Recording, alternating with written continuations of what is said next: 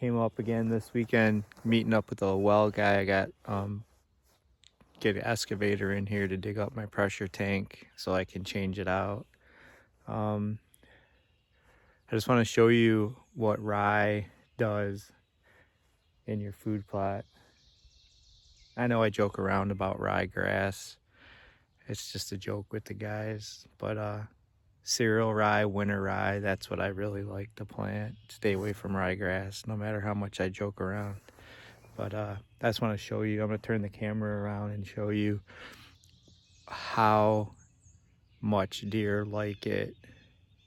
I got caged fruit trees in the middle of my food plot, and I'll give you a little explanation of why they're in the locations they are and why I decided to plant what I plant in the food plot. All right, this is a view of the food plot. Go back over here.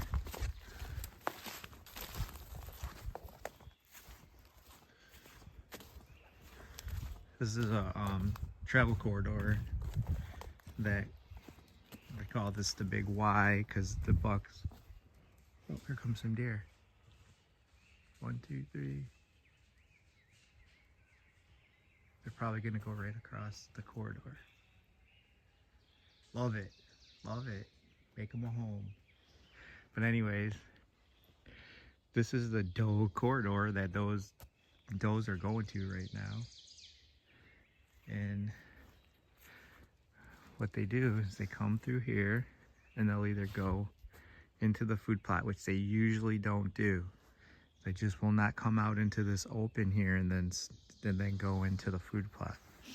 What they like to do is right here.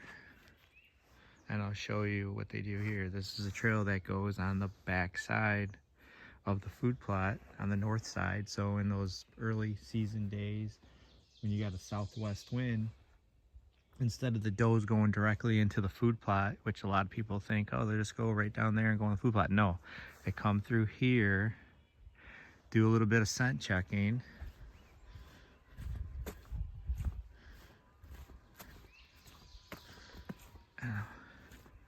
And if you look down, there's hardly any tracks in here because they just don't come straight into the food plot from here.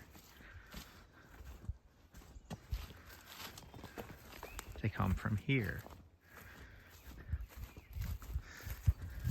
I created this little corridor once I found out what they were doing, coming from the back side. Oh, wow, look at that. Little scat from something. Something ate something.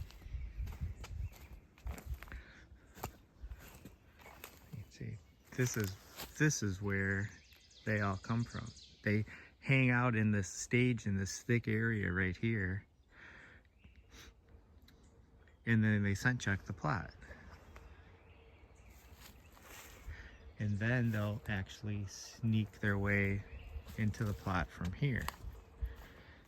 So what I do is I'll start right about here with Northwood screen, and I circle it around and go right on the edge, and then I'll bring it all the way to just in front of the blind, so that I'll actually cut shooting lanes through the blind so that the blind is actually screened from right here. They're just gonna see just imagine the HD screen going all the way in front of it, and then I'll cut shooting lanes.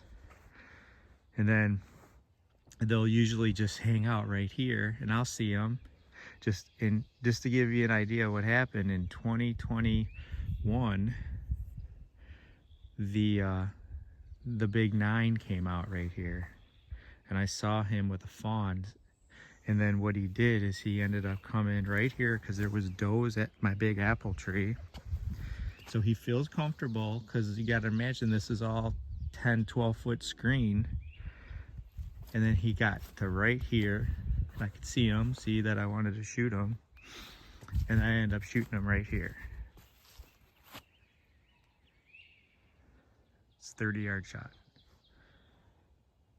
but that's why I plant apple trees and fruit trees in my food plots. It's just because I'm imagining what I've noticed on this main apple tree back here, with it being, it was a wild apple tree being hung over, is there's scrapes underneath it like crazy, and the bucks and does, it's just becomes social areas. And I'm hoping that this pear tree, this already has, they tore it down. Me and Eric had to come and put it back up, and I had to trim the heck out of it because it was so top heavy. They were pulling the crab apples off and they ended up tearing it down. I got pictures of it from last year. But it becomes a social area. Every one of these, I'm hoping, and I don't care how much sunlight it blocks, because I've learned that I used to plant a lot of brassica in this plot, and I found that it's too small. The deer would destroy it and it'd be gone before 2 weeks into bow season. And the other thing is I found I don't want to put a lot of nitrogen.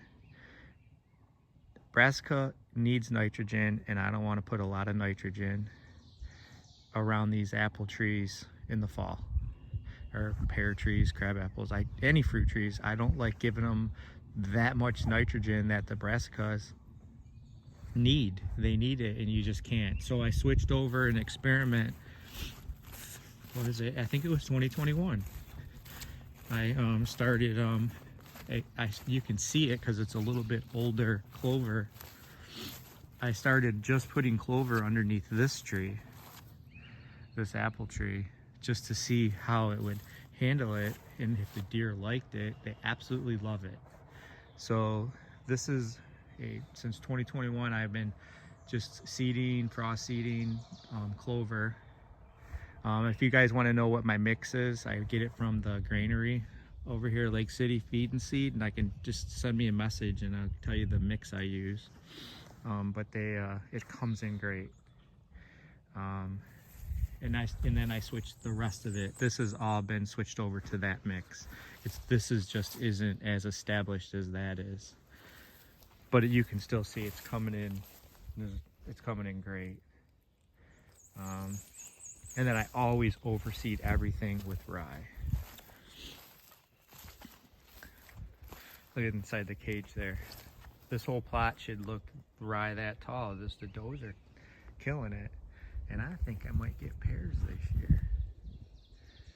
I actually if we don't get a cold snap, I have a really good chance of getting pears this year. Yeah, this one doesn't have as many flowers on it though. It looks just a couple. And then drop tine crab apples from whitetail crabs. They're the best. This tree got demolished last year and I trimmed the heck out of it, tied it up. Look at the rye inside the cage. You can even see the rye around the where I have it staked up, where they're just not mowing it down. But yeah, that's the reason why I do it. 2021 3.5-year-old buckshot right there. Paris shot her first deer right here. That video I just put up of her shooting the deer, we were all in there. She shot it right here, 25 yards. I measured it out before I planted the tree. From here to the blinds, 25 yards. It's a perfect shot for her with her crossbow. And then to the opposite side of the food plot, 33 yards I think it is, to the far part right there. And then from the blind here, there's a shooting lane right through there, and to the main apple tree is 42 yards. So all within shooting of right in here between me, Parker, and Paris. And hopefully I can get Peyton out this year. But yeah, so that's my philosophy. I like having social areas in my food plots, and every single one of these become a social area because of scrapes. I just imagine bucks, just like it happened once these start all fruiting out. I just imagine bucks just walking on the outer side there, kind of like scent checking all of the scrapes, seeing what's going on, coming in and making scrapes during the rut, pre-rut, and we'll be in that blind set up for them. It's worked. So I don't like putting my fruit trees on the edge of plots. You fight with the competition of the sunlight, the trees that are around it. Just imagine me putting this tree right here all the way on the edge right there. It makes the shot longer. They're probably gonna stay inside the woods, and the crab apples or pears or whatever will fall in the woods. Now they come right out and give us an open shot, and it's worked. I wouldn't do it if you're a person that plants brassicas, because when you're giving it its nitrogen in the fall, I think that it's not good for the trees. That's just something that's just not good. You don't want them to start growing new wood or a lot of growth in the fall. It doesn't have a chance to harden before winter, and it's just not good. So, but anyways, that's why I do it.